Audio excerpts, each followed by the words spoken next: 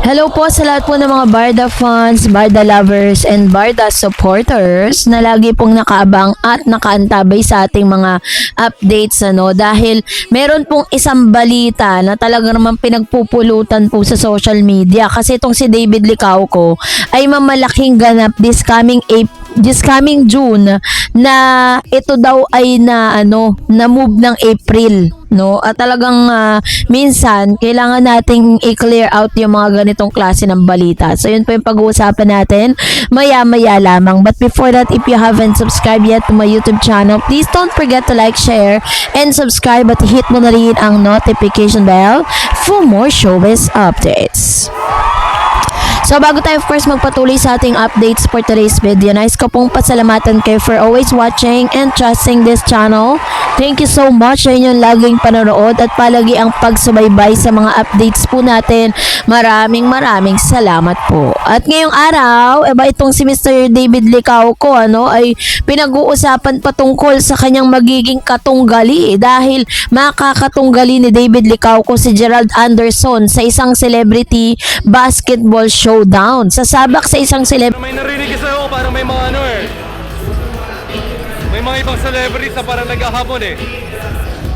Let's see. Anin? Let's see? Sure ka ba dyan na hinahamon mo kami? Ikaw bahala. Okay na sana yung record yun na hindi kami kasali. If that's what you want, then game, pagbibigyan namin kayo. Laro tayo. Basta mag-ready kayo, ha? Showdown. Sasabak sa isang celebrity basketball showdown si pambansang Ginoo David Licauco. Makakalaban niya dito ang aktor at kapwa sports enthusiast na si Gerald Anderson. Makikita sa Instagram ng isang maikling video kung saan pabirong naghahamunan ang dalawa. Sabi niya, "Alright, that was a good game. Pero may naririnig kami ako, parang may ibang celebrity na parang naghahamon. Let's see." Lahad ni Gerald. "Ano yon? Let's see? Sure ka ba dyan? Hinahamon mo kami? Ikaw bahala. Okay na okay na sana yung record nyo na hindi kami kasali. If that's what you want them. Game, pagbibigyan namin kayo, laro tayo. Basta ready kayo ha." Sagot naman ni David. Kasado na ang basketball match at inanunsyo na rin kung sino ang magiging bahagi ng kanilang team. Kabilang sa koponan ni David sina Will, Ashley, Paul Salas, Josh Ford, E.A. Guzman, Andre Paras, Anthony Constantino, Prince Carlos, Kim Sontan at Mateo Monsones. Sina Tommy Tiangco, Binsoy Namoka, RJ Bagaching, Johannes Riesler, Malupiton, Argel, Saicon, Tristan Ramirez at Elson Di Dios naman ang bubuo sa team ni Gerald. Wala pang detalye sa ngayon kung kailan ang laro at maging ang ticket selling para dito. Kasabay ang paghahanda niya para sa kanyang upcoming celebrity basketball game. Nagtitraining na din si David Licauco para sa muling pagsabak niya sa indoor fitness competition na Hyrox. Balak niyang sumali sa Hong Kong leg nito na nakatakda ngayon parating na May. So eto na, Sabi diyan, mapapanood na rin si David sa GMA Primetime Action Series na Never Say Die. Abangan siya dito mula sa Monday to Friday 8:50 PM sa GMA Prime. May same day replay ito sa GTV tuwing 10:30 PM at maaari rin itong ipalabas sa live stream GMA Play, ang official streaming app ng GMA Network. So pwede niyo pong i-download yan sa GMA Play sa Apple Store at Google Play at available din siya sa gmanetwork.com/GMA Play at sa mga Android TV. So yun po yung ilan sa mga kaganapan ngayon kay Mr. David Licauco kasi parang talagang binuboost niya po yung kanyang karir patungkol po sa sports. Parang nagiging sports enthusiast na. Bukod sa pagiging aktor, bukod sa pagiging isang parang negosyante, ay sports na rin siya, enthusiast, 'di ba? Pero bukod sa mga positibong balitang ito, ang dami ring mga fake news na nagkalat ngayon patungkol kay Mr. David Licauco, nalilito na tayo. Dahil itong si David ay hindi talaga tinatantanan ng mga intriga. Kasi nga naman 'di ba parang syempre si David parang hina-allow nila yan, hinahayaan lang nila lahat unless na talagang wag lang yung balita makakasira sa credibility ng isang artista. Yun mismo pwedeng sagutin yun ng GMA kasi alaga nila si David eh. Kasi may mga nagsasabi, bakit daw si David hindi raw tahasang masagot ang mga tanong patungkol sa mga isyong pinupukol sa kanya. Kasi yung mga issue very petty at very parang parang wala lang, mapag-usapan lang ganon. Meron kasing isang nag-comment dito, si Miss Lita Cardenas. Ayan, lagay ko sa screen. Nabasa ko din sa YouTube, instead na June wedding, ngayong April na daw, nalungkot ako sa balita. Ayan, so kahit po nabigyang linaw na natin yung mga bali-balita patungkol sa issue na magpapakasal na daw si Mr. David Licauco sa kanyang di umano'y yung kanyang imaginary girlfriend na si Miss Alexandra Manalang. Lumalabas po kasi ngayon sa search bar ng YouTube na ito pong si Mr. David Licauco, Mr. David Licauco at Alexandra Manalang daw ay graduate na.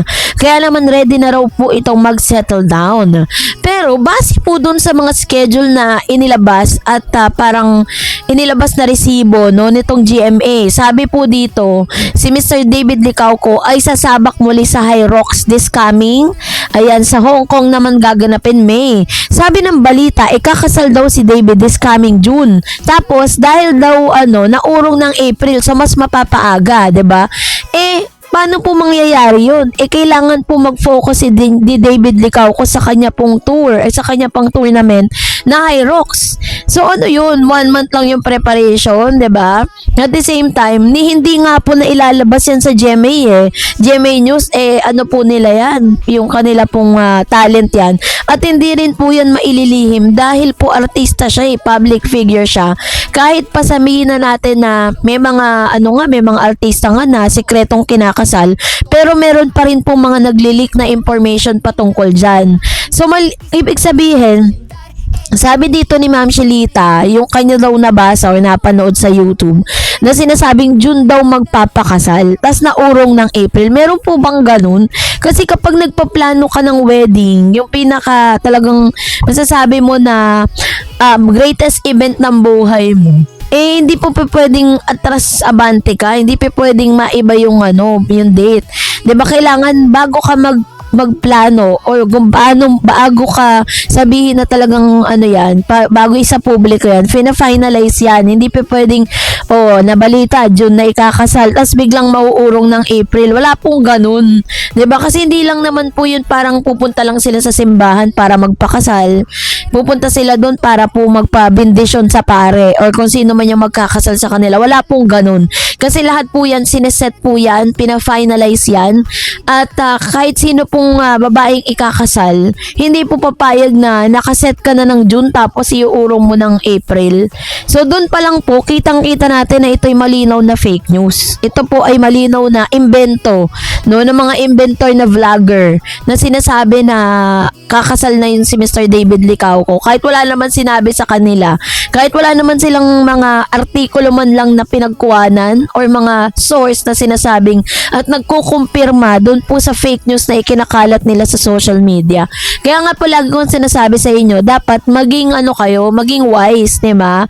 When it comes to taking or watching mga updates patungkol dyan, mag-investigate din po kayo kasi may mga vlogger na basta na lang naglalabas ng info na wala naman silang source, na wala namang maipakitang konkretong resibo.